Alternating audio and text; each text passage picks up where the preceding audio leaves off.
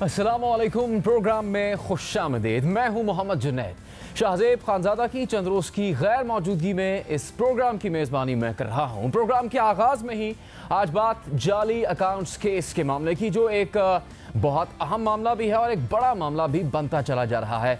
जाली accounts case की जो आखिरी समाअत हुई उसको अभी सिर्फ 3 हफ्ते ही गुजरे हैं और उस आखिरी समाअत से बहुत ज़्यादा खुश होने वाली पीपल्स पार्टी का मूड अब बिल्कुल ही बदलता हुआ नजर आ रहा है।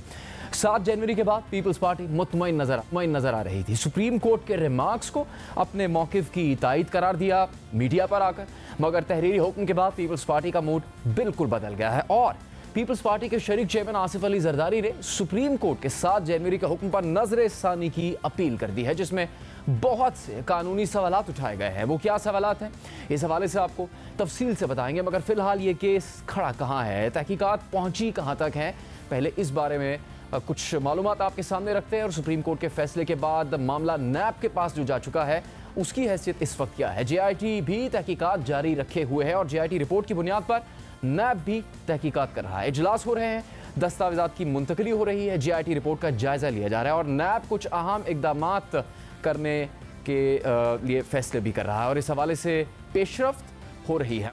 नुमाइंदा खुसूसी जाहिद गशकोरी से, जो कि जाली अकाउंट्स के मामले को, FIA की कार्रवाई को, JIT की कार्रवाई को करीब से देखते और रिपोर्ट करते रहे हैं। जाहिद, एक तरफ तो अब ये रिव्यू पिटिशन है, पता लगेगा क्या होगा, तहकीकात बहुत तेजी से हो रही है।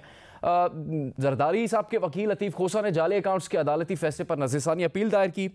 चेयरमैन नैब ने जो कमेटी तश्कील दी और JIT की कार्रवाई कहां पहुंची, क्या कुछ बड़ा होने वाला आने वाले दिनों में?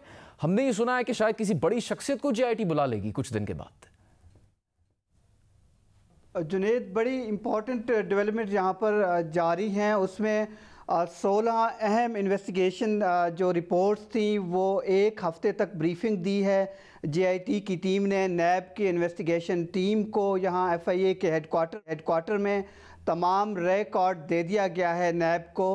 अब वो इनकी छानबीन कर रही है। 16 रेफरेंसेस उसकी बुनियाद पर नैब की तहकीकाती टीम का ख्याल है कि फ़ाइल किए जा सकते हैं 7 मार्च तक। इसके अलावा तमाम तर जो रिकॉर्ड था 80% रिकॉर्ड वो JIT ने हवाले कर दिया है, तमाम वॉल्यूम, और 10 तहकीकाती रिपोर्ट जो हैं वो हवाले नहीं की गई हैं नैब के, क्योंकि JIT उस पर काम कर रही है। उसमें से जो खुफिया वॉल्यूम है उसमें 2 अहम चीज़ें हैं जो पाकिस्तान में 3 से 4 अहम जो नामजद मुलजिम थे, जिस तरह साबिक सदर आसिफ अली जरदारी, फरियाल तालपुर या दूसरे पब्लिक ऑफिस होल्ड करने वाले, जिनके पाकिस्तान में या पाकिस्तान से बाहर जो एसेट थे जो डिक्लेयर नहीं किए गए हैं, उस पे काम कर रही है। और मेरी JIT के कुछ लोगों से बात हुई है अपने ज़राए से और दूसरे जो पसे पर्दा इस ब्रीफिंग में शामिल थे, उनका ये ख्याल है कि JIT किसी भी दिन आने वाले दिनों में चीफ मिनिस्टर सिंध को समन कर सकती है या किसी भी ऐसे शख्स को जो इन 10 तहकीकाती रिपोर्ट के साथ बिलवास्ता या बिलावास्ता तौर पर जुड़े हुए हैं। और इसके अलावा तमाम ब्रीफिंग जो नैब के लोगों को दी गई है, 32 इन्वेस्टिगेशन ऑफिसर्स हैं जो नैब के इन तमाम डॉक्यूमेंट्री प्रूफ को देख रहे हैं। 1200 से ज़्यादा सफ़ात हैं जो कि मुसद्दका नकूल थी, वो भी हासिल कर ली गई हैं, जिसमें 170 अफराद में से 40 अफराद को नैब की तहकीकाती टीम का ख्याल है कि समन किया जा सकता है आने वाले चंद दिनों में। और नैब को 7 मार्च तक अपनी अब जो बुनियादी तहकीकाती रिपोर्ट होगी मुकम्मल करके रेफरेंसेस फाइल या तो वो कर देंगे, या अगर उनको ये देखना हुआ, जो अभी FIA और नैब के लोगों का ख्याल है कि 5 रेफरेंसेस बराह रास्त जो हैं वो साबिक सदर के ख़िलाफ़ फ़ाइल किए जाएंगे, आसिफ अली जरदारी के ख़िलाफ़, और 16 ये रेफरेंसेस हो सकते हैं जो कि JIT। बहुत शुक्रिया आपका जाहिद गशकोरी। हो सकते हैं JIT भी अपनी कार्रवाई आगे बढ़ा रही है और नैब भी मुतहरिक हो चुका है और ये खबर जिसका जाहिद ने भी तस्दीक की कि अगले आने वाले दिनों में वज़ीर आला सिंध मुराद अली शाह को JIT बुला सकती है, पूछगिछ कर सकती है। अदालती फैसले पर नज़रसानी अपील पीपल्स पार्टी की तरफ से दायर कर दी गई है। मौक़िफ़ ये इख्तियार किया है कि वो सुप्रीम कोर्ट के 7 जनवरी के फैसले से मुतमईन नहीं है। सुप्रीम कोर्ट ने अपने हुक्म के पैरा 37 में जो हिदायत जारी की थी वो कानून के मुताबिक गैर ज़रूरी है और मफरूज़ात पर मबनी थी। जिस पैराग्राफ की बात की जा रही है वो अदालती फैसले का पैरा नंबर 37 है, जिसमें अदालत ने JIT को तमाम रिकॉर्ड NAB के हवाले करने का हुक्म दिया था। इसके साथ ही JIT के मैंडेट की तौसीक भी की। इसके अलावा NAB को हुक्म दिया कि वो मजीद तहकीकात करके रेफरेंस भी दायर कर सकता है, जिसे आज पीपल्स पार्टी ने एक मफरूज़ा करार दिया है। और इसके अलावा आसिफ जरदारी के वकील ने सुप्रीम कोर्ट के फैसले पर कानूनी सवालात उठाते हुए कहा है कि क्या अदालती फैसले में कोई गलती सरजद हुई है, क्या आइन का आर्टिकल 184(3) मुकम्मल तौर पर सवाबदीदी है जिसकी कोई हदूद नहीं है। अपील में सवाल उठाया गया है कि कानून में ऐसी कोई शिक मौजूद ना होने के बावजूद क्या मुख्तलिफ इदारों के लोगों पर मुश्तमिल एक JIT तश्कील दी जा सकती है। अब अहम बात यह है कि पीपल्स पार्टी ने अपनी नज़रसानी अपील में JIT के वजूद को भी चैलेंज कर दिया है। सवाल ये भी उठाया है कि क्या फैसले में कोई गलती हुई है जहां ये कहा गया कि JIT की तश्कील के लिए अदालत ने अपने इख्तियारात पर सही अमल दरामद किया। क्या अदालत अपने असल दायरेकार पर अमल दरामद करते हुए इन इदारों को वो इख्तियारात दे सकती है जो इन्हें कानून फराहम नहीं करता।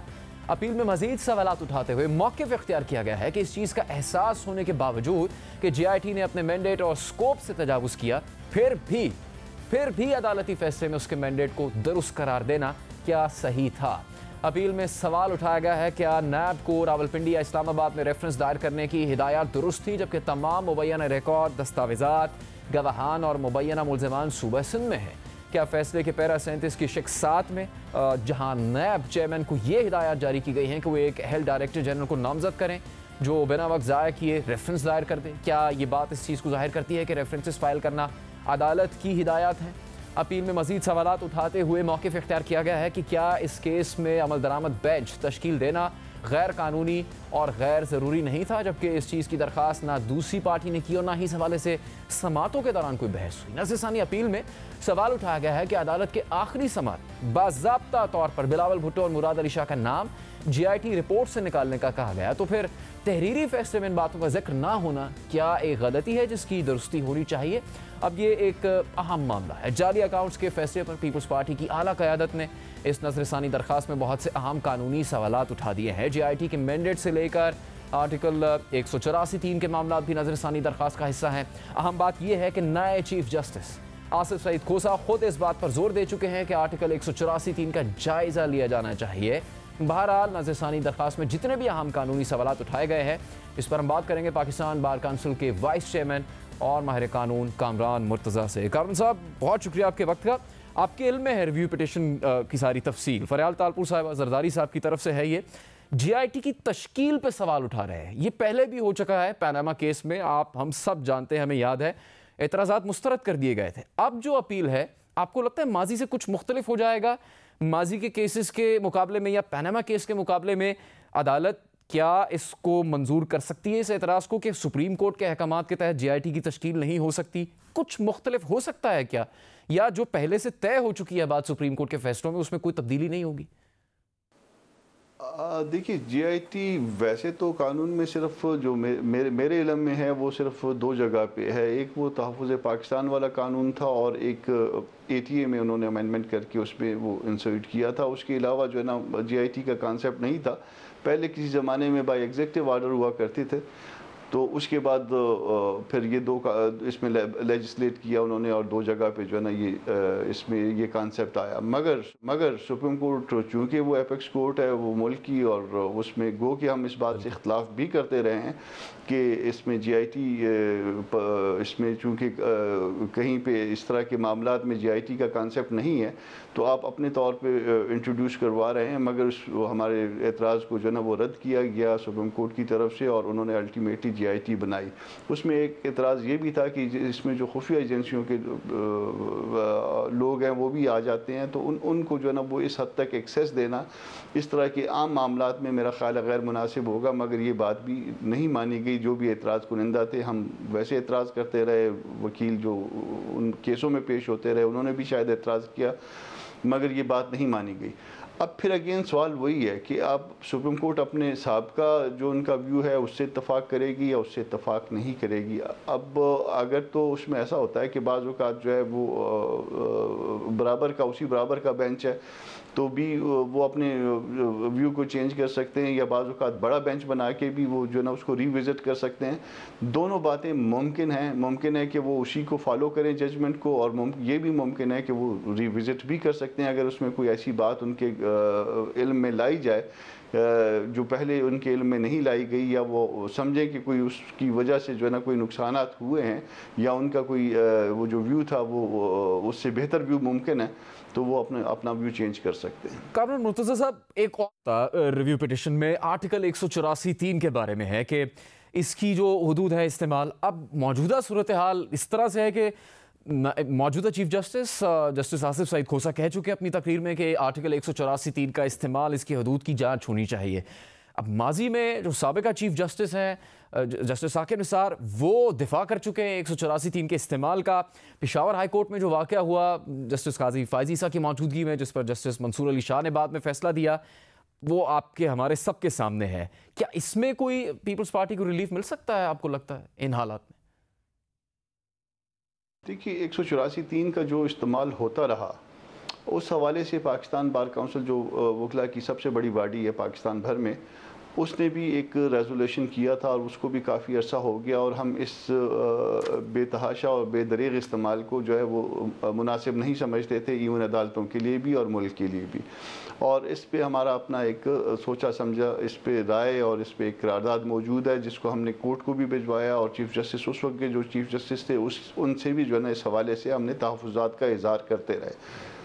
अब मगर वो कभी भी इस बात पे उन्होंने कहा कि इसको स्ट्रक्चर होना चाहिए, मगर स्ट्रक्चर होने के बाद स्ट्रक्चर होने के हवाले से उन्होंने बेंच भी बनाया, मगर कभी भी उसमें मेरा ख्याल है कि वो मामला जो ना फाइनल नहीं हो पाया। उसमें एक आध दफ़ा हम पेश भी हुए, मगर कभी सर्विस की पूरी नहीं हुई, कभी कोई और वजह बन गई, और इस तरह से अल्टीमेटली वो मामला नहीं हुआ। अब आसिफ सईद खान खोसो जब चीफ जस्टिस बने सरदार साहब, तो उन्होंने कहा कि इसको रिस्ट्रक्चर करेंगे दो हवालों से। हमारा मुतालबा ये था कि इसके 184(3) के हवाले से कोई अपील जो है इंट्रा कोर्ट अपील की कोई मौजूद नहीं है। ओरिजिनल साइट पे जो है ना वो एक कोर्ट जो है नोटिस लेती है, और उसके बाद सिर्फ जो स्कोप उसका जो लिमिटेड हो जाता है वो रिव्यू की हद तक है, और रिव्यू में बड़ा छोटा सा स्कोप होता है, उसमें लोगों को शायद इस हवाले से इंसाफ नहीं मिल पाता। और अगर रिव्यू का अगर स्कोप कोई हो भी तो उसको सेम जजेस सुनते हैं, और जब सेम जजेस सुनेंगे तो वो अपने आम तौर पे उसको अपने उसी पुराने मौक़िफ़ पे वो कायम रहते हैं। तो अब इस हवाले से उन्होंने अपनी पहली स्पीच में, बल्कि पहली स्पीच नहीं थी, उस दिन आखिरी दिन था उनका पुराने चीफ जस्टिस साहब का, और उन्होंने जाना था और उन्होंने अपनी जो गाइडलाइन दी थी उसमें इस हवाले से उन्होंने कहा कि इसको रीस्ट्रक्चर करेंगे। अब ये मुमकिन है कि रीस्ट्रक्चर करने का मामला जो है किसी जजमेंट में भी आ सकता है, फुल कोर्ट भी कर सकती है उसको, या हमने जो इसको रेजोल्यूशन दिया हुआ है इस हवाले से उसको भी बुनियाद बनाया जा सकता है। अब देखना ये होगा कि जो नए चीफ जस्टिस ने अपना इस हवाले से जो उनका विजन है वो किस तरह से आता है, इस केस में आता है, किसी और केस में आता है, हमारी रेजोल्यूशन के हवाले से आता है, या फुल कोर्ट के इजलास के बाद आता है। कानून साहब, आखिरी मामले पे कि जो नुक्ता है पीपल्स पार्टी का एतराज़ का कि उनकी मरकज़ी क़यादत की जानिब से कि जज साहिबान ने अपने रिमार्क्स में कहा बिलावल और मुराद अली शाह का नाम JIT से निकाल दिया जाए, लेकिन जो तहरीरी हुक्मनामा था, फैसला था, उसमें इसका जिक्र नहीं। ये गैर मामूली बात है आपके लिए? मुस्तकबिल के केसेस के हवाले से क्या उनका ये एतराज़ कबूल किया जा सकता है? जो लोग कोर्ट रूम में मौजूद थे, रिपोर्टर्स, उन्होंने जो सुना, वो रिपोर्ट हुआ, उस वक्त ये कहा गया कि उनका नाम निकाल दिया जाए JIT से, ख़ासतौर पर बिलावल भुट्टो का। देखिए, इसीलिए कहते हैं कि जज नहीं बोलते, उनके फ़ैसले बोलते हैं। जो जज बहुत ज़्यादा बोलते हैं अदालतों में, और फिर इस तरह के मामला, इस तरह के एतराज़ात आ जाते हैं। अब इस तरह की बातों को आपकी मीडिया ने भी रिपोर्ट किया है, और नेशनल प्रेस में आई है ये सारी बात, इलेक्ट्रॉनिक मीडिया पे भी आया है, प्रिंट मीडिया में भी आया है, और ये उनका एतराज़ भी वजह है कि ये बात जो है ना जजमेंट में नहीं है। अब अगर होता ये है कि असल चीज़ जो है ना वो फ़ैसला होता है, ये ऑब्जर्वेशंस या जजों का जो ना वो अदालतों में बोलना जो है वो कोई फ़ैसला नहीं होता, उसका कोई बाइंडिंग इफेक्ट नहीं होता। तो इसलिए जजेस जो है ना जब कम बोलेंगे तो वो फिर इस तरह की सूरत हाल पैदा नहीं होती, लोगों के इस तरह के सवालात पैदा नहीं होते, इस तरह से अदालतों के ऊपर जो है ना वो कोई उंगलियां नहीं उठती। तो मेरा ख्याल है कि ये ज़्यादा बोलने की वजह से जो है ना ये सूरत हाल जो है ना वो पैदा हुई है, और अब बात तो वही बाइंडिंग है जो उसमें फ़ैसले में लिखी गई है और उसी का इफ़ेक्ट होगा, बोले जाने का कोई वो नहीं है। बहुत शुक्रिया। कारमान मुर्तज़ा ने एक अहम नुक्ता उठाया कि जो रिमार्क्स में कहा जाता है असल में वो अहम नहीं, बल्कि जो फैसले में या तहरीरी हुक्मनामे में सामने आए वही अहम है। देखते ये है कि पीपल्स पार्टी ने जो रिव्यू पिटिशन की है उसमें जो सवालात उठाए हैं उसके नतीजे में क्या फ़ैसला होता है, क्या पीपल्स पार्टी को कोई रिलीफ मिल सकेगा या नहीं। प्रोग्राम में आगे हम बात करेंगे इमरान खान साहब के बयान की। वो ये कह रहे हैं कि ऑपोजिशन उन्हें असेंबली में बोलने नहीं देती, इसीलिए वो यहाँ बोल रहे हैं। वो नमन यूनिवर्सिटी की तकरीब में खिताब कर रहे थे, तकरीर कर रहे थे। वो ये सब तब कह रहे हैं जब वो इस मुल्क के वज़ीर आज़म हैं, वो इस मुल्क के चीफ एग्जीक्यूटिव हैं, वो पार्लियामेंट में कौमी असम्बली में कायदे ऐवान है। ऐसे इमरान खान जो कि अपनी सारी स्पोर्ट्स करियर में स्पोर्ट्समैन स्पिरिट के तौर पर जाने जाते हैं, मुखालिफिन की बात सुनना, बर्दाश्त करना और तहम्मुल से रद्दअमल देने के तौर पर जाने जाते हैं,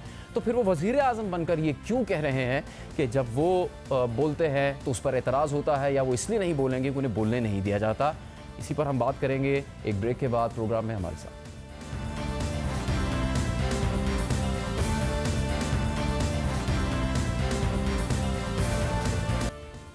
प्रोग्राम में एक बार फिर खुशामदीद। कौमी असम्बली में माहौल कशीदा है। बात तल कलामी और इल्ज़ाम तराशियों से बढ़कर धमकियों तक पहुंच गई। कशीदगी मुसलसल बढ़ती रही, इसलिए स्पीकर कौमी असम्बली ने ऐवान का माहौल बेहतर बनाने के लिए 13 रुकनी कमेटी बना दी है, जिसकी सरबराही स्पीकर कौमी असम्बली खुद करेंगे।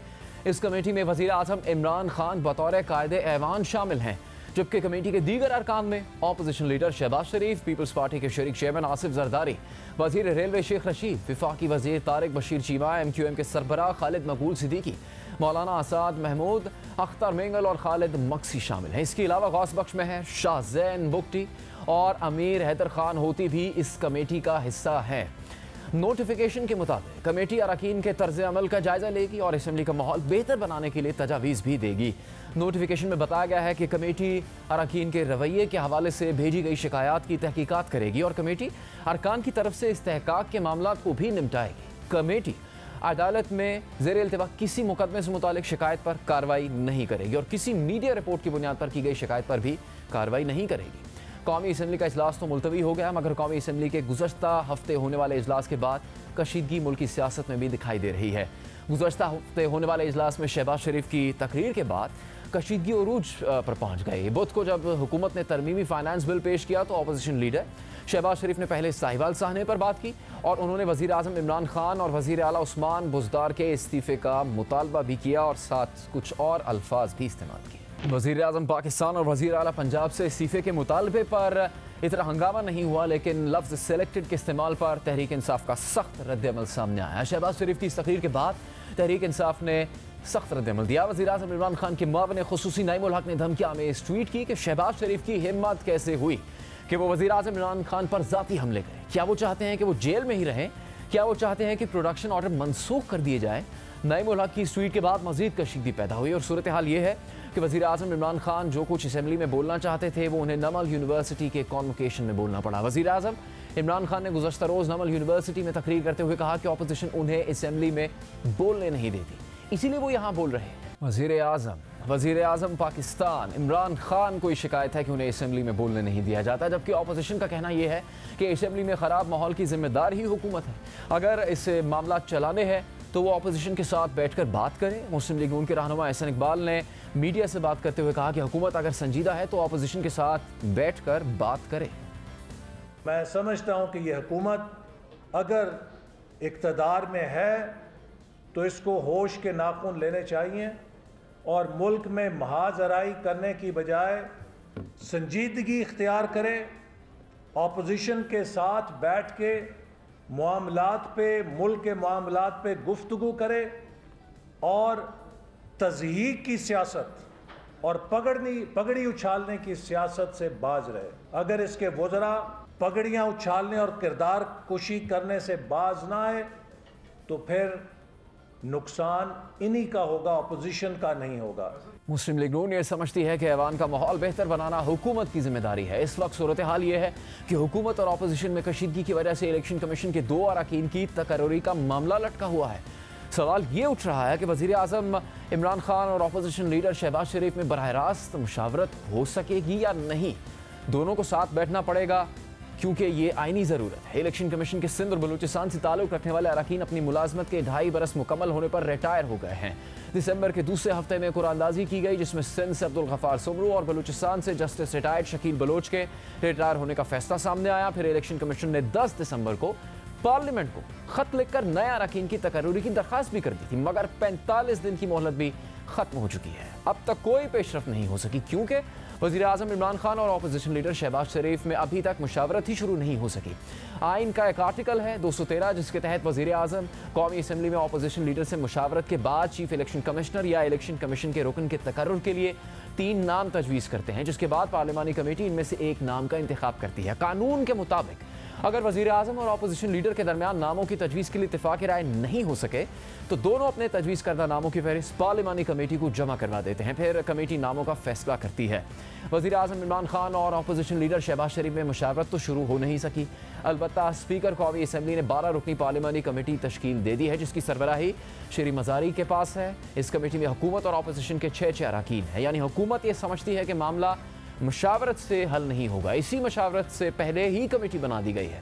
इलेक्शन कमीशन इस वक्त मुकम्मल नहीं, ये तकर्रुरियाँ कब तक होंगी ये भी वाज़ेह नहीं है, और ये सब कुछ मौजूदा सियासी सूरत हाल की वजह से रुका हुआ है। ये ज़रूरी है कि कायदे-ए-ऐवान वज़ीर आज़म पाकिस्तान इमरान खान और अपोजिशन लीडर शहबाज शरीफ के दरमियान राब्ता हो, उनके दरमियान बातचीत हो, माहौल कशीदा ना हो, मुखालफत बराए मुखालफत ना हो। लेकिन यहाँ ये सवाल उठता है कि वज़ीर आज़म का ये कहना कि उन्हें असम्बली में बोलने नहीं दिया जाता, इसका क्या मतलब है?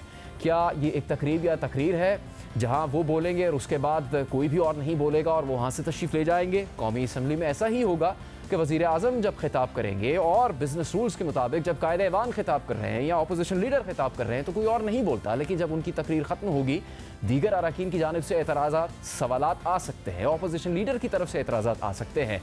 लेकिन क्या इमरान खान साहब जो अब इस मुल्क के वज़ीर आज़म हैं ये चाहते हैं कि सिर्फ वो खिताब करें और फिर आगे से कोई सवाल जवाब, कोई तनकीद, किसी किस्म का एतराज़ ना हो?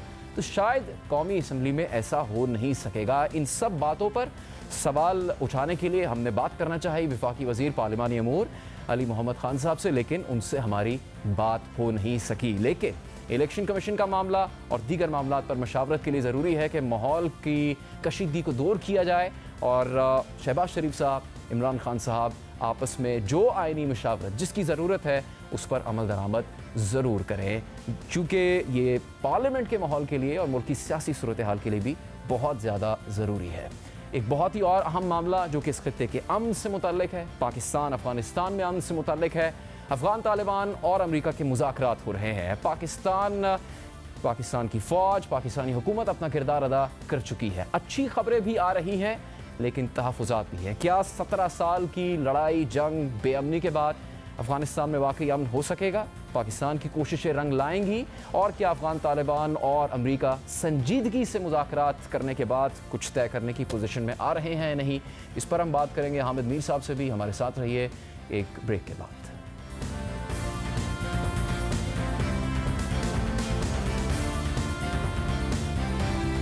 अमेरिका और अफगान तालिबान के दरमियान कतर में होने वाले मुज़ाकरात के बाद कोई मुआहिदा तो नहीं हो सका है, लेकिन अहम पेशरफ्त की खबरें रोज़ाना सामने आ रही हैं, जिससे 17 साल अफगान जंग के खात्मे की तरफ बड़ी पेशरफ्त, बड़ी पेशकदमी समझा जा रहा है। लेकिन क्या इन कोशिशों के मुस्बत नताइज निकलेंगे या फिर माजी की तरह बेनतीजा रहेंगे? अहम सवाल है। अमरीकी नुमाइंदा खुसूसी बराए अफगान मफाहमती अमल ज़ल्ब खलीलज़ाद मुसलसल अफगान तालिबान और अफगान हुकाम से मुलाकातें कर रहे हैं। कतर में होने वाले 6 रोज़ा मुज़ाकरात के बाद उन्होंने अफगान सदर को तफसीलात से आगाह किया। काबुल पहुंचने पर ज़ल्ब खलीलज़ाद ने अमरीकी अखबार न्यूयॉर्क टाइम्स को इंटरव्यू देते हुए बताया है कि अमरीका और अफगान तालिबान का आमन मुआहदे के लिए फ्रेमवर्क के मुसव्वदे पर इत्तेफाक हो गया है। इस हवाले से उनका कहना था कि हमारे पास मुसव्वदे का एक फ्रेमवर्क है जिसे मुआहदे की शक्ल देने से पहले इसकी तफसीलात पर मज़ीद बात की जाएगी। उनका कहना था कि तालिबान ने हमारे इत्मीनान के लिए इस अज़्म का इजहार किया है कि वो हर ज़रूरी अमल किया जाए जिससे अफगानिस्तान को आलमी या इनफरादी दहशतगर्द ग्रुप्स से महफूज बनाया जा सके। अब कितने संजीदा है मुज़ाकरात, हम बात करेंगे सीनियर सहाफ़ी तजज़ियाकार प्रोग्राम कैपिटल टॉक के मेज़बान हामिद मीर साहब से। मीर साहब, शुक्रिया आपके वक्त का। आप इन सब चीज़ों को बहुत करीब से देख चुके हैं, अफ़गानिस्तान का मामला और अफ़गानिस्तान में अमन के हवाले से, फिर तालिबान की अहमियत। अभी जो मुज़ाकरात हो रहे हैं, पाकिस्तान ने अपना किरदार अदा किया। डीजी ISPR ने भी कहा कि सहूलतकारी का किरदार पाकिस्तान ने अदा कर दिया है। आगे अब कितना संजीदा है ये सारा अमल अफगान तालिबान और अमेरिका दोनों तरफ से? आपको याद होगा कोशिशें पहले भी हुई, पिछले बरस या 28 फरवरी को अफगान काबुल प्रोसेस 2 कॉन्फ्रेंस हुई थी। ईद के मौके पर सीज फायर हुई, अशरफ गनी ने बड़ी पेशरफ्त उसको करार दिया, लेकिन घूम फिर के उसी जगह पर आ गए कि अमन कायम नहीं हो सका, जंग बंदी अफगानिस्तान में नहीं हो सकी। अब हो सकेगी क्या? जुनैद भाई बहुत शुक्रिया। देखिए, उम्मीद पे दुनिया कायम है और जहाँ पर भी जब भी कोई भी किसी भी तरह अमन के लिए कोशिश करे तो हमें उसके लिए कलमा खैर ही कहना चाहिए, उसके लिए अच्छी उम्मीद रखनी चाहिए। लेकिन ये जो आपके सवाल में जवाब भी छुपा हुआ है और ये बिल्कुल दुरुस्त है कि अफ़गानिस्तान में जो क़याम अमन के लिए कोशिशें हैं वो बहुत दफ़ा हुई हैं और अक्सर औक़ात वो नतीजा खेज़ साबित नहीं हुई हैं। इस वक्त जो सूरत हाल है वो बहुत ही पेचीदा है और इसमें पाकिस्तान का किरदार सिर्फ ये है कि पाकिस्तान ने अफ़गान तालिबान को और अमेरिका को मुज़ाकरात की मेज़ पर लाकर बिठा दिया है। इस सिलसिले में पाकिस्तान को भी बहुत से प्रॉब्लम्स का सामना है और मेरा ख्याल है आइंदा भी रहेगा। लेकिन पाकिस्तान ने कोशिश की कि किसी ना किसी तरीके से अफ़गान तालिबान को मुज़ाकरात की मेज़ पर लाया जाए। पाकिस्तान के जो मसाइल हैं वो बहुत ही काबिल गौर हैं और पाकिस्तान जो है उस पर अमेरिका हमेशा ये प्रेशर डालता रहा कि जनाब आप क्रॉस बॉर्डर टेररिज्म करवाते हैं, आप अफ़गान तालिबान को आपने सेंचुरीज़ दी हुई हैं। कोयटा शूरा का नाम जो है वो पूरी दुनिया में मशहूर किया गया और कहा गया कि आप इनके खिलाफ कार्रवाई करें। हमेशा से अमेरिका जो है उसकी ये पोजीशन रही है कि एक तरफ पाकिस्तान पे प्रेशर डालते थे कि आप तालिबान के खिलाफ कार्रवाई करें, जब भी पाकिस्तान कहता था कि अच्छा अफ़गान तालिबान जो हैं वो अफ़गान मुहाजिरीन के कैंपों में बैठे हुए हैं तो फिर हम अफ़गान मुहाजिरीन को निकाल देते हैं, कहते थे नहीं मुहाजिरीन को भी नहीं निकालना, अफ़गान तालिबान को भी कंट्रोल करना है। फिर पाकिस्तान को प्रेशराइज किया, आप इनके खिलाफ कार्रवाइयाँ करें, पाकिस्तानी इलाकों में इन पर ड्रोन हमले भी किए गए और फिर साथ ही साथ ये भी कहा कि इनको मुज़ाकरात की मेज़ पर लेके आओ, न सिर्फ मुज़ाकरात की मेज़ पर लेके आओ बल्कि प्लेट में अमन रखें और हमें पेश कर दें। तो ये बहुत ही मुश्किल सूरत हाल पाकिस्तान को रही है। इस मुश्किल सूरत हाल में फिर पाकिस्तान और अफ़गान तालिबान के ताल्लुकात में भी काफ़ी प्रॉब्लम्स आए। बहुत से अफ़गान तालिबान के रहनुमा जो हैं, बहुत सीनियर रहनुमा, वो पाकिस्तान की हिरासत में अपनी जान की बाजी हार गए, जिससे पाकिस्तान और अफ़गान तालिबान के दरमियान जो एक अमेरिका का प्रोपेगेंडा था जी कि ये बहुत एक दूसरे के करीब हैं, तो पाकिस्तान और अफ़गान तालिबान एक दूसरे के करीब भी नहीं रहे। लेकिन फिर भी पाकिस्तान ने बहुत कोशिश की और इनको मुज़ाकरात की मेज़ पे बिठा दिया है। अब कतर में इनके मुज़ाकरात के काफ़ी सारे दौर हुए हैं। इससे पहले यही मुज़ाकरात UAE में हुए थे, उसमें सऊदी अरब भी था, उसमें UAE भी था, पाकिस्तान भी था और भी ममालिक के उसमें नुमाइंदे शामिल थे। लेकिन अफ़गान तालिबान जो हैं वो अमेरिका का प्रेशर लेने के लिए तैयार नहीं है। इसमें जो अमेरिका के जो नुमाइंदे हैं ज़ल्मे खलीलज़ाद, वो शुरू में जब उन्होंने ये मुज़ाकरात शुरू हुए तो वो उसमें एक हेड मास्टर का किरदार अदा करने की कोशिश कर रहे थे, हाथ में डंडा पकड़ा हुआ है और उनको अपने स्टूडेंट समझा हुआ है और उनको प्रेशराइज़ कर रहे हैं कि जिस तरह मैं कह रहा हूँ उसी तरह करना पड़ेगा। तो उन्होंने वो बात नहीं मानी। इस तरह मैं आपको ये भी बता देता हूँ कि कुछ दिन पहले वज़ीर-ए-आज़म इमरान खान साहब जो हैं उनकी ये ख्वाहिश थी कि अफ़गान तालिबान पाकिस्तान का दौरा करें और इस्लामाबाद में इमरान खान साहब की उनसे मुलाकात हो और फिर वो ज़ल्मे खलीलज़ाद के साथ बैठ जाएं और मामला तय हो जाए। लेकिन अफ़गान तालिबान ने ये नहीं किया, वो पाकिस्तान नहीं आए। उन्होंने कहा जी हम कतर में इनके साथ मुज़ाकरात करेंगे। अब जो कतर में मुज़ाकरात हुए हैं तो उनमें ये तो तय हो गया है कि हमने अमन कायम करना है, लेकिन अफ़गान तालिबान बहुत मोहतात हैं। उनका ये ख्याल है कि पिछले 8-9 साल में अमेरिका ने मुज़ाकरात के नाम पर बार बार उनका जो मोराल है उसको डाउन करने की कोशिश की, मुज़ाकरात के नाम पर उनके अंदर इख्तलाफात पैदा करने की कोशिश की। तो इस दफ़ा वो बहुत मोहतात हैं और जो कैदियों की फ़हरिस्तें हैं उस पर भी कुछ इख्तलाफात हैं, सीज़ फायर के मसले पे इख्तलाफात हैं। लेकिन अब दोनों तरफ से कुछ कमेटियाँ बन गई हैं, तो वो कमेटियाँ जो हैं वो आपस में एक दूसरे से बातचीत करती रहेंगी। लेकिन अफ़गान तालिबान ने ये बात बार बार वाज़े कर दी और अभी तक अपने इस मौक़िफ़ पे कायम है कि अशरफ गनी या उनके किसी वज़ीर के साथ ना हम बातचीत करेंगे, ना इनके साथ पावर शेयरिंग करेंगे। मीर साहब, ये बात वाज़ेह है, वज़ीर आज़म पाकिस्तान चाहते हैं इमरान खान साहब अफगानिस्तान में अमन हो, हुकूमत पाकिस्तान चाहती है, पाकिस्तान फ़ौज चाहती है अफगानिस्तान में अमन हो, जो कुछ वो इसके लिए कर सकते हैं अब तक उन्होंने किया है। लेकिन जो बयानात का फ़र्क है, ज़ल्मे खलीलज़ाद साहब क्या कहते हैं, उनकी तरफ से बात आती है, फिर ज़बीहुल्लाह मुजाहिद क्या कहते हैं। जंग बंदी के मामले पर इत्तेफाक होने के हवाले से खबर आई, लेकिन ज़बीहुल्लाह मुजाहिद की तरफ से खबर आई कि इस पर कोई इत्तेफाक की बात नहीं हुई और अफगान हुकूमत से बात करने के हवाले से भी कुछ समझौता नहीं हो सका। इससे आपको नहीं लगता पेचीदा हो जाएगा और फिर ये नुकसान के फौरी हकीकी तौर पे जंगबंदी नहीं हो सकेगी, अमन नहीं हो सकेगा? लेकिन मुज़ाकरात से पहले वर्दक का वाक़या भुला नहीं सकता कोई, पाकिस्तान ने भी उसकी मज़म्मत की, बहुत ज़्यादा जानी नुकसान हुआ। इस चीज़ को फौरी तौर पर कैसे अचीव किया जा सकता है? और स्टेक होल्डर्स तो सभी मुतहरिक हैं, जो रूसी सदर के नुमाइंदा खुसूसी हैं ज़मीर कोबुलोव, वो पाकिस्तान पहुँचे हैं। आप शायद ईरान के हवाले से भी कोई अहम पेशरफ्त हो रही है? जुनैद साहब, इसमें दो तीन चीज़ें जो हैं वो बहुत ही अहम हैं। पहली तो बात यह है कि अगर अमेरिका और अफ़गान तालिबान के दरमियान मुज़ाकरात कामयाब होते हैं और अमेरिकी फ़ौज अफ़गानिस्तान से निकलती है, तो फ़ौरी तौर पर अफ़गानिस्तान में अमन कायम होने के इम्कानात काफ़ी कम हैं, अनटिल अनलेस कि अमेरिकी फ़ौज अफ़गानिस्तान से जाने से पहले जो वहाँ पे मुतहारिब ग्रुप हैं उनके दरमियान कोई अमन का फार्मूला जो है उस पर एग्रीमेंट नहीं करवाती, कोई पावर शेयरिंग का फार्मूला जो है उस पर एग्रीमेंट नहीं करवाती। फ़िलहाल तो अफ़गान तालिबान इस किस्म की पावर शेयरिंग के लिए तैयार नहीं हैं। आपको याद होगा कि जब 89-90 में रूसी फ़ौज अफ़गानिस्तान से निकली थी तो उसके निकलते ही अफ़गानिस्तान में खाना जंगी शुरू हो गई थी और सूरत हाल पहले से ज़्यादा ख़राब हो गई थी। इस दफ़ा भी ये खदशात मौजूद हैं कि अगर अमेरिकी फ़ौज फ़ौरी तौर पर अफ़गानिस्तान से निकलती है तो फिर नॉर्दर्न अलायंस है, तालिबान है और बहुत से ग्रुप हैं, तो इनकी आपस में लड़ाई शुरू हो सकती है।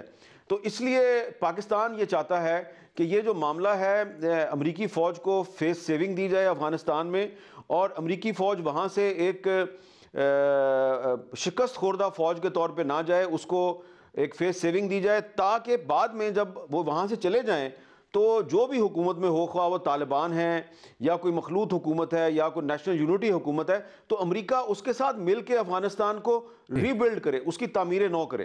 एक तो ये बात है। दूसरी बात यह है कि ये फिर कैसे मुमकिन होगा?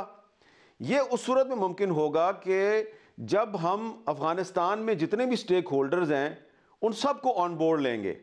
और स्टेक होल्डर्स में सिर्फ पाकिस्तान नहीं है, स्टेक होल्डर्स में सिर्फ अमेरिका नहीं है, स्टेक होल्डर्स में सिर्फ चाइना और सऊदी अरब नहीं है। आज की जो नई सूरत हाल है उसमें एक स्टेक होल्डर ईरान भी है और ये एक बड़ी तल्ख हकीकत है जो मैं आपके साथ शेयर करना चाहता हूँ। मैं तो खैर ये बड़े अरसे से बात कर रहा हूँ, लेकिन अब आके तो अमेरिका ने और पाकिस्तान में बहुत से लोगों ने इसको एक्सेप्ट करना शुरू किया है।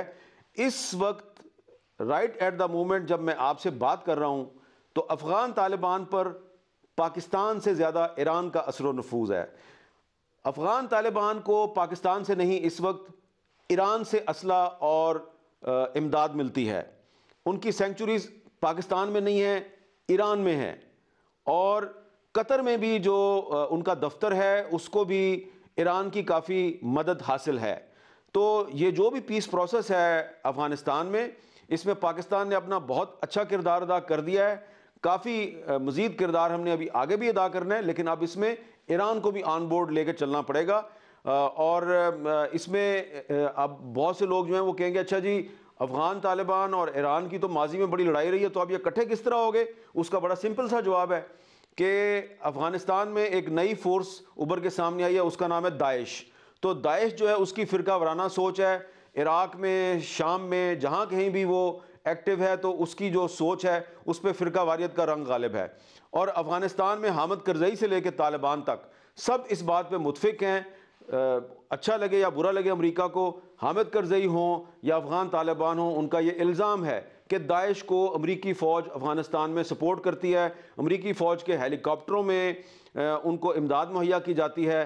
तो दाइश की वजह से अफ़गान तालिबान और ईरान के दरमियान एक इत्तेहाद कायम हो गया है और इस इत्तेहाद का अमेरिका को फ़ायदा नहीं, बहुत नुकसान हो रहा है। और नुकसान सबसे बड़ा ये है कि अब अफ़गान तालिबान से जब कतर में ज़ल्मे खलीलज़ाद बात करते हैं तो दरअसल वो सिर्फ अफ़गान तालिबान के साथ बात नहीं कर रहे होते, वो ईरान के साथ भी बात कर रहे होते हैं। तो अब अमेरिका को चाहिए कि ये जो पीस टॉक्स हैं इसमें ईरान को भी लेके आए। ईरान को लाने का फ़ायदा ये होगा कि अमेरिकी फ़ौज के अफ़गानिस्तान से विड्रॉल के बाद जो अफगानिस्तान में खाना जंगी के खतरात हैं वो बहुत दिलचस्प और अहम पर तवज्जो दी है हामिद मीर साहब ने। और तहफ़्फ़ुज़ात हैं, मुश्किलात हैं, लेकिन उम्मीद भी है कि वाकई शायद अफगानिस्तान में अमन कायम हो सकेगा। प्रोग्राम में अभी वक्त हुआ एक ब्रेक का, हमारे साथ रहिए।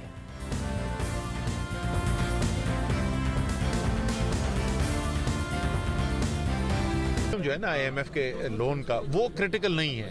IMF की एग्रीमेंट के साथ जो दूसरे लेंडिंग सोर्सेज जो हैं वो जो खुलते हैं वो ज़्यादा बड़ा इम्पैक्ट होता है। हमारी बातचीत शुरू हुई थी और हमारा और IMF का जितना फ़र्क था वो फ़र्क उससे कम हुआ है। IMF ने भी अपनी पोजीशन में तब्दीली की है। हमारी कोशिश ये है कि जल्द से जल्द ये एग्रीमेंट भी हो जाए, लेकिन हम ये भी चाहते हैं कि सिर्फ जल्दी के अंदर ऐसा ना एग्रीमेंट हो जो पाकिस्तान की मईशत के लिए, पाकिस्तान की आवाम की बेहतरी में ना हो। इंशाल्लाह ताला उसके ऊपर वफाकी वज़ीर ख़जाना असद उमर पाकिस्तान के माशी मुस्तक़बिल के हवाले से बहुत पर उम्मीद है, लेकिन कहते हैं कि IMF के पास जल्दबाजी में नहीं जाएंगे। इस जल्दबाजी से बचने के लिए जो ताख़ीर हो रही है वो कहीं बहुत ज़्यादा तो नहीं हो गई। बात करेंगे माहिर माशियात मोहम्मद सुहेल से। सुहेल साहब, बहुत लंबे नहीं हो गए मुज़ाकरात IMF और पाकिस्तान के? गुंजाइश कितनी है पाकिस्तान के पास? क्या गुंजाइश है भी? क्योंकि IMF अपनी शराइत पर कर्ज देगा, हमारी शराइत पर तो नहीं।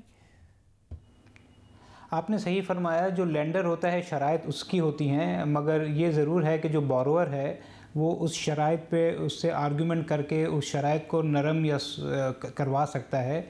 और जिस तरह एक बैंक किसी कंपनी को लेंड करता है, इसी तरह IMF भी जो है वो ये देखता है कि जो मैंने पैसे दिए हैं वो रिटर्न कैसे मिलेंगे और कब मिलेंगे, जिसके लिए वो फिस्कल साइड, मॉनेटरी साइड और एक्सटर्नल साइड के 2-3 साल की प्रोजेक्शन करता है। और अगर हुकूमत समझती है कि ये डिले करने से हमारी फिस्कल साइड गोइंग फॉरवर्ड या एक्सटर्नल साइड या मॉनेटरी साइड मजबूत हो रही है तो IMF की जो कंडीशंस है उसमें कोई लेन देन या कोई सॉफ्ट स्टांस हो सकता है। मगर अगर इस डिले से जो 6 माह हो गए हैं, जो पहले कभी इतने लंबे मुज़ाकरात चलते हुए मुझे याद नहीं है इन द रीसेंट पास्ट, तो इससे जो कॉस्ट इनकर करनी पड़ रही है, जैसे कि हमारा जो रिज़र्व है दोस्त ममालिक के पैसे मिलने के बावजूद डिप्लीट हो रहा है, हमारे जो फिस्कल डेफिसिट है वो बढ़ रहा है, जो मॉनेटरी इंडिसिप्लिन है स्टेट बैंक से जो प्रिंटिंग हो रही है और दूसरी रिलेटेड चीज़ें हैं उसकी भी कॉस्ट है। तो मेरे ख्याल में IMF जो है ये दोनों चीज़ें देखेगा कि ये डिले करने से जो कॉस्ट ऐड हुई हैं और जो हुकूमत ने इन 6 महीनों में बिलखुसूस जो फॉरेन फंडिंग ली है उसको मिला के IMF जो है वो अपनी शराइत का तयन करेगा। सुहेल साहब, मेहताब न्यूज़ के नुमाइंदे हैं, उनकी एक्सक्लूसिव खबर है जग में और दी न्यूज़ में, वो ये कह रहे हैं कि IMF के रेजिडेंट चीफ के हवाले से कि फौरी आमदनी बढ़ाने के लिए मजीद टैक्स वसूली के इकदाम किए जाए। IMF का पाकिस्तान से मुतालबा। आप थोड़ा सा आप डेटा देखें, आपको पहले ही मालूम होगा कि FBR का 2052 अरब रुपए का हदफ मौजूदा माली साल के पहले 6 माह में 1894 अरब है, इसमें ही पहले शॉर्टफॉल है। तो क्या पहले ही अमल कर चुका है पाकिस्तान किसी हद तक शराइत पर, और इस गैप को कैसे पूरा करेगा फिर? देखिए, जो माजी में पाकिस्तान का एक्सपीरियंस रहा है ना, और IMF का जो दूसरे ममालिक में है, अर्जेंटीना में, इजिप्ट में, वहाँ ज़्यादातर शराइत जो लेंडर की ही मानी जाती हैं। और देखें, एक परसेप्शन है कि पाकिस्तान ने बहुत सारा होमवर्क कर लिया है जो IMF करवाता है। आई थिंक ये परसेप्शन सही नहीं है। पाकिस्तान ने करेंसी ज़रूर एडजस्ट कर ली है, पाकिस्तान ने इंटरेस्ट रेट ज़रूर बढ़ा लिए हैं, मगर जिस तरह आपने इशारा किया कि जो रेवेन्यू कलेक्शन है हमारा वो बहुत मुतासिर हो रहा है। और रेवेन्यू कलेक्शन के साथ साथ हमें ये नहीं भूलना चाहिए कि जो हुकूमत पाकिस्तान ने डिवैल्यूएशन और इंटरेस्ट रेट बढ़ाए हैं उसकी एक बहुत बड़ी कॉस्ट है, 700-800 अरब रुपए तो उसकी सालाना कॉस्ट है जो रिकवर करनी है। इसके अलावा जो फिस्कल डेफिसिट है जो 3 माह का था वो 25% बढ़ा हुआ है। जो स्टेट बैंक से बोरिंग है उसको आम आदमी नहीं समझता, वो भी एक बहुत बड़ा इंडिसिप्लिन है। IMF के कुछ और शराइत होते हैं प्राइवेटाइजेशन का, वो शायद हुकूमत इतना ज़्यादा एग्रेसिव नहीं है जितना IMF कहता है। स्टेट ओन एंटरप्राइजेज जो हैं उसके जो लॉसेस हैं उसको भी IMF कहता है कंट्रोल करना है। और दूसरी जो चीज़ है बहुत इंपॉर्टेंट जो पाकिस्तान को हर दफ़ा IMF कहता है और पाकिस्तान किसी तरह उसमें एग्जेम्पशन ले लेता है, वो है कि पाकिस्तानी रुपये को फ्री फ्लोट किया जाए ताकि कोई हुकूमत जिस तरह पिछली हुकूमत ने उसको आर्टिफिशियली रोके रखा, आने वाले दिनों में उसको कोई भी हुकूमत किसी भी इंटेंशन से आर्टिफिशियली ओवर वैल्यूड या अंडर वैल्यू ना रखे और मार्केट फोर्सेस उसका तयन करें। तो कॉन्ट्रेरी टू परसेप्शन बहुत सारी चीज़ें हैं जो अभी भी पाकिस्तान ने नहीं की हैं। और एक का इशारा आपने बिल्कुल बजा फरमाया कि रेवेन्यू शॉर्टफॉल होते हुए भी जो इकोनॉमिक पैकेज पेश किया गया है उससे हो सकता है कि रेवेन्यू का डेफिसिट या फिस्कल डेफिसिट में मज़ीद इजाफा हो, जो IMF ज़रूर हुकूमत पाकिस्तान को कहेगा कि इसको ब्रिज किया जाए। बहुत शुक्रिया मोहम्मद सुहेल साहब। प्रोग्राम का यहाँ पर इख्तिताम होता है। आपसे अगले प्रोग्राम में मुलाकात होगी। इजाज़त दीजिए। अल्लाह।